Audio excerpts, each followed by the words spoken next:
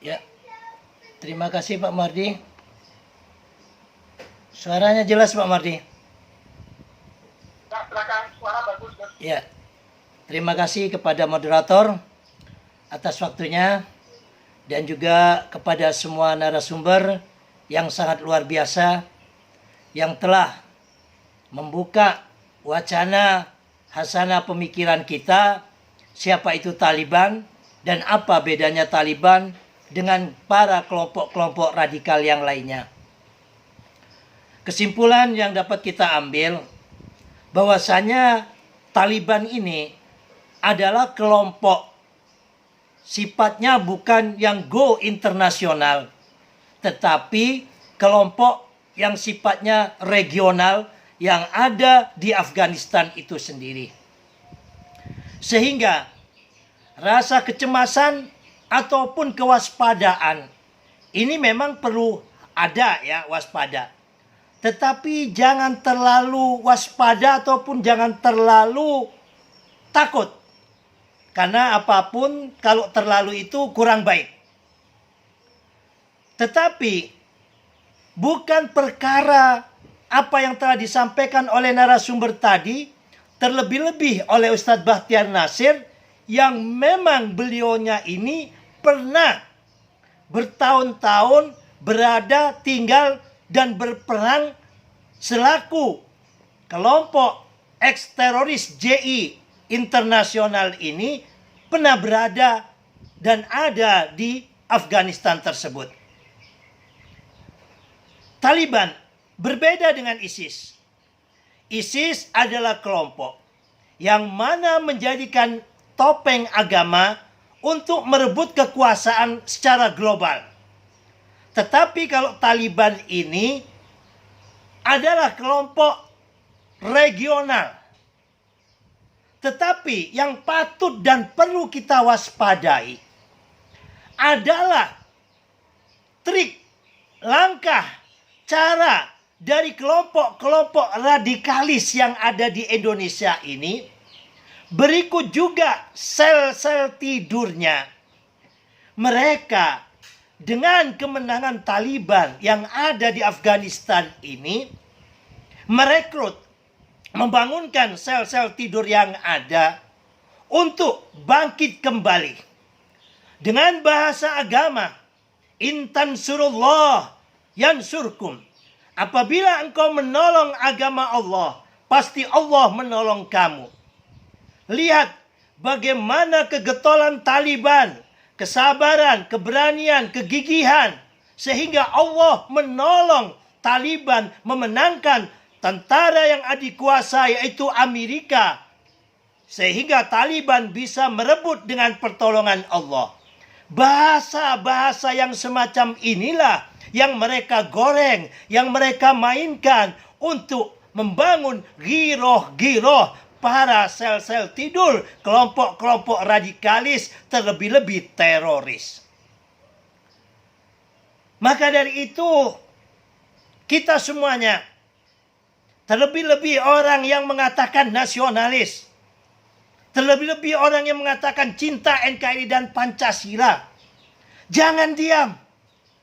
Mereka ini saat ini bergerak menggunakan momen kemenangan Taliban, yang mana sebenarnya mereka ini bukan teroris internasional, tetapi kelompok yang hendak mengembalikan kemerdekaan bangsanya sendiri. Tetapi mereka mainkan dengan bahasa-bahasa yang dibungkus dengan topeng agama untuk membangunkan ghiroh dan ruh Islam serta jihad Islam yang ada.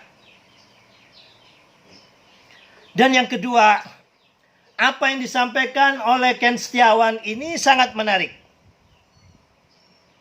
Kita juga cukup bingung menjadi rakyat Indonesia ini. Teroris di Indonesia ini undang-undangnya ada, tetapi masih sangat terbatas ataupun lemah. Seperti dikatakan oleh Ustadz Ken Setiawan tadi, sama halnya kita hanya memetik buah mangga. ataupun memotong buah mangga, kita ambil yang tumbuh-tumbuh, yang berbuah, yang kelihatan tampak matang, 10 ataupun 20 ataupun satu keranjang yang sudah matang, yang sudah dari teroris ini dipotong, dibunuh, ditembak. Tetapi buah mangganya ini di Indonesia dibiarkan ada. Sehingga begitu ganti bulan ataupun ganti musim, maka buah mangga ini berbunga lagi dan berbuah lagi. Dan di saat itu Densus 88 dan juga daripada BNPT ini baru memotongi lagi, mengupas lagi buah-buah mangganya. Sementara pohon dan akarnya dibiarkan ada dan tumbuh di Indonesia. Sering sekali kita kritiki, kenapa tidak pohon mangganya yang kita potong berikut akar-akarnya? Jawabannya adalah karena undang-undangnya belum ada. Sebelum teroris ini ketahuan memiliki senjata, melakukan langkah-langkah destruktif ataupun langkah-langkah yang melanggar daripada kriminalitas ataupun teror yang ada di Indonesia, pihak kepolisian ataupun aparat penegak hukum, baik itu Densus 88 maupun BNPT, belum bisa menangkap mereka. Ini repot. Jelas sama-sama kita ketahui. Mulai zaman baheula sampai sekarang, pusat daripada NII yang ada di Pondok Az-Zaitun di daerah Kerawang sana, atau tepatnya di Indramayu, ini dibiarkan oleh pemerintah. Padahal jelas di sana mengajarkan negara di dalam negara. Dan kelompok-kelompok mereka ini apabila telah keluar, membangun sayap-sayap, membangun kelompok-kelompok, sehingga lahirlah apa yang disebut Quran Suci saat zaman beberapa tahun yang lalu. Kelompok Al-Haq, kelompok Quran Suci ini, mereka menganggap bahwa tafsir-tafsir daripada Quran, kebenaran hanya miliknya. Di luar daripada penafsiran mereka itu adalah salah, bahkan dianggap musuh. Ada kelompok Al-Haq, ya, bahwa kebenaran itu hanya pada kelompoknya. Bahkan dari kelompok Al-Haq ini, apabila orang tuanya tidak sepemikiran, tidak sependapat, itu tidak wajib dihormati. Lebih hormat, lebih patuh kepada imamnya daripada Al-Haq ini, daripada ke orang tuanya. Bahkan yang ngeri lagi dari kelompok-kelompok kecil, pecahan-pecahan ataupun sayap dari NII yang ada di Indonesia ini, mereka menghalalkan segala cara karena menganggap Indonesia ini seperti kata narasumber tadi, baik Ustadz Sofyan Sauri ataupun Ustadz Ayi Heriansa ataupun Ustadz Nasir Abbas, bahwa Indonesia ini dianggap wilayah harbi, bukan wilayah Darussalam. Sebelum tegaknya syariat Islam, sebelum tegaknya khilafah, sebelum tegaknya hukum-hukum Allah, mereka anggap Indonesia ini adalah darul harbi. Sehingga mereka mencuri, merampok, ya, itu mereka anggap halal karena itu bagian daripada ghanimah. Ini sungguh sangat menyesatkan dan membuat malu daripada umat Islam yang mayoritas yang ada di Indonesia ini. Akan tetapi, apa daya kita sebagai rakyat yang cinta NKRI dengan Pancasila dan Bhinneka Tunggal Ikanya ini?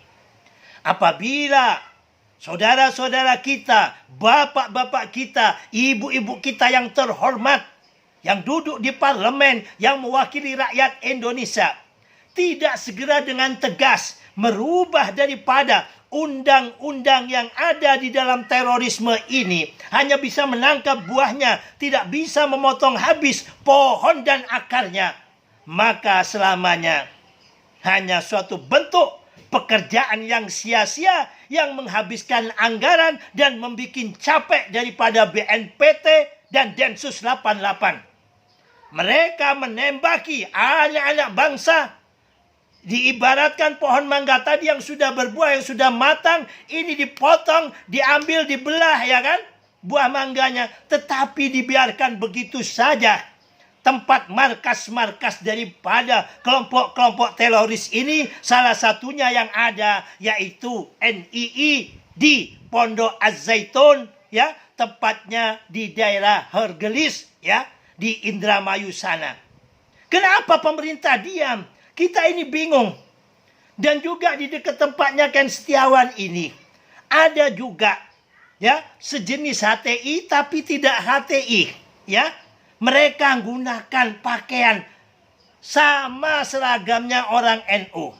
Putih dengan hijau.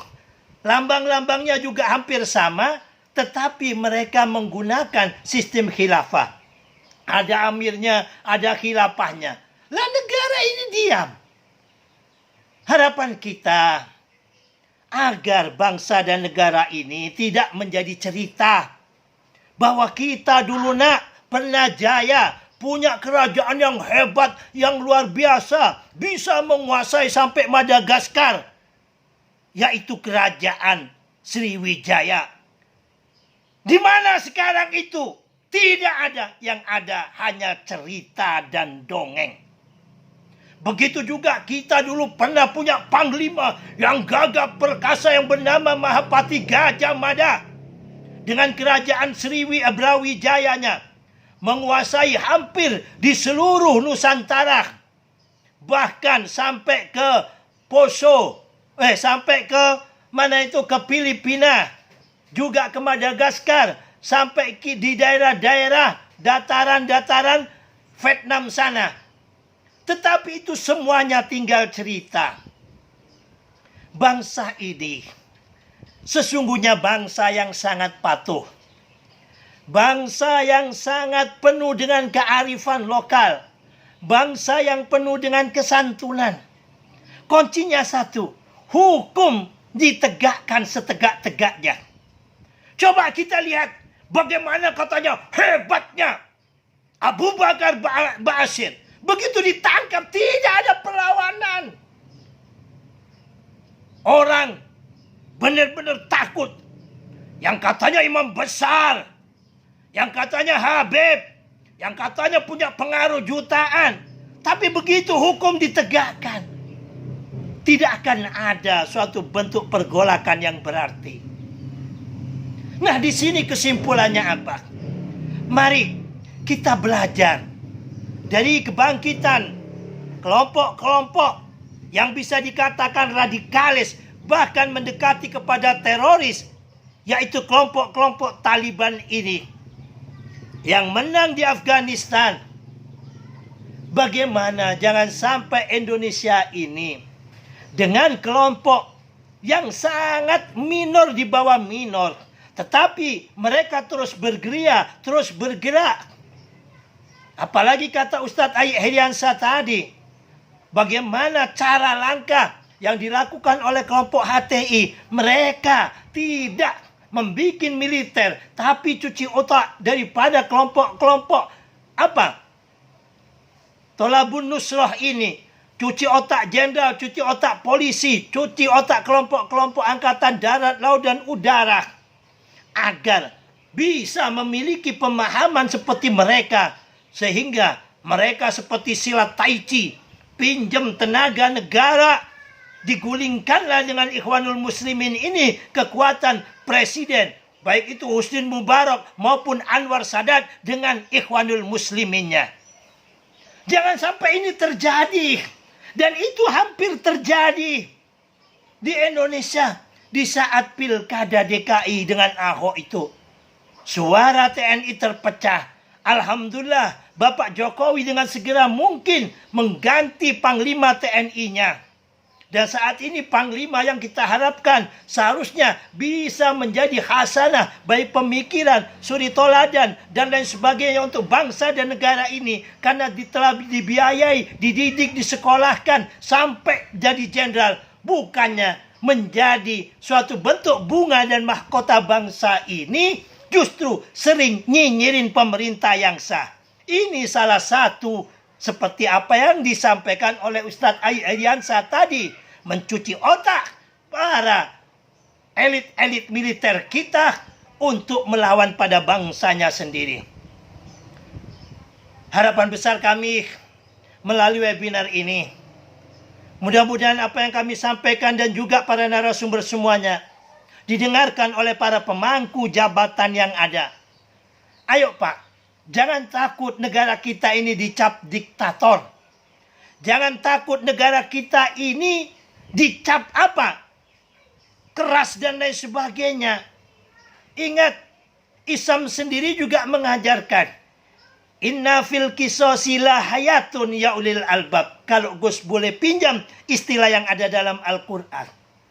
Inna fil qisasi, sesungguhnya hai Muhammad, dengan hukum kisos ini sampaikan kepada umatmu, la hayatun ya ulil albab, karena aku Allah menghormati kehidupan bagi orang yang mau berpikir. Quran sendiri ada waktunya, ada saatnya melakukan langkah-langkah yang taktis dan diktator. Saat itu, di zaman Nabi Muhammad dulu, nyawa ini tidak ada harganya. Sedikit balas dendam, main bunuh, main apa? Saling serang, main saling perang. Sebelum Islam ini kuat dan menata daripada kehidupan masyarakat Makkah dan Madinah. Ayat ini turun. Allah Ta'ala sampaikan untuk agar tidak orang sembrono, saling membunuh dan lain sebagainya, perlu ditegakkan hukum kisos.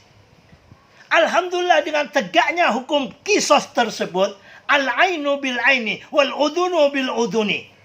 Orang yang mencacati seseorang, kupingnya dibalas dengan kupingnya, yang mencacati tangannya dengan tangannya, yang mencacati matanya dengan matanya. Ini harus paham asbabun nuzulnya. Bagi orang yang tidak paham asbabun nuzul Quran, dianggap Quran ini kejam. Hukum ini ada karena saat itu nyawa seseorang tidak ada harganya. Maka kisos ini diturunkan.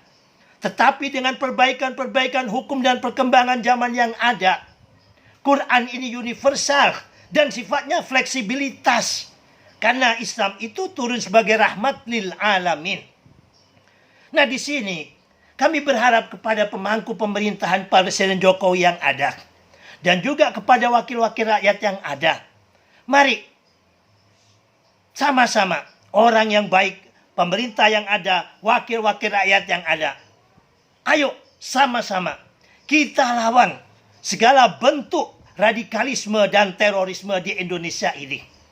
Agar warisan yang diberikan oleh founding father kita kepada kita yang terlahir dalam keadaan merdeka ini, Indonesia dengan Pancasilanya atau istilah Gus PBNO, Pancasila, Bhinneka Tunggal Ika, NKRI, Undang-Undang Dasar 45 ini tetap terus terjaga dengan kuatnya hukum yang ada. Bukan hukum yang hanya setengah-setengah, kalau sudah jadi teroris, kalau sudah pegang senjata, kalau sudah merusak, baru bisa ditangkap. Tetapi bagaimana markas-markas yang ada ini, sel-sel yang ada, kalau memang sudah menjurus kepada ujaran kebencian, memfitnah, mengadu domba, menjelek-jelekkan pemerintah, menganggap Pancasila ini togut, tidak usah menunggu laporan. Wahai Bapakku, Bapak Kapolri dan juga Presidenku Pak Jokowi, tangkap para provokator bangsa ini sehingga tidak menjalar kepada yang lainnya. Gus sangat yakin dengan firman Allah, inna fil qisasi la hayatun ya ulil albab. Sesungguhnya dengan hukum kisos ini Allah menghormati nyawa manusia. Sesungguhnya dengan hukum yang tegas kepada para teroris dan radikalisme di Indonesia ini, insya Allah tidak akan ada yang coba-coba berani menjadi teroris dan radikalis di Indonesia ini. Tetapi kalau hukum kita lemah terhadap radikalisme hanya kepada kelompok teroris yang sudah memegang senjata ataupun melakukan aksi teror baru bisa ditangkap, maka sangat sulit kita akan mewujudkan Indonesia dengan kebinekaannya ini. Terima kasih. Tak ada gading yang tak retak, tidak ada manusia yang tidak punya salah dan khilaf. Kebenaran semata-mata dari Allah. Kesalahan dan kehilapan semata-mata dari kami sendiri selaku hamba Allah yang dhaif. Mari, orang baik, sekali lagi, orang baik. Kalian ngaku cinta NKRI, ngaku cinta Pancasila. Jangan diam, jangan omdo, jangan NATO, no action talk only. Mari bersama-sama, rawe-rawe rantas, malang-malang potong, holopes kontol baris. Kita jaga NKRI dan Pancasila kita sampai titik darah kita terakhir. Salam Pancasila, merdeka. Assalamualaikum warahmatullahi wabarakatuh.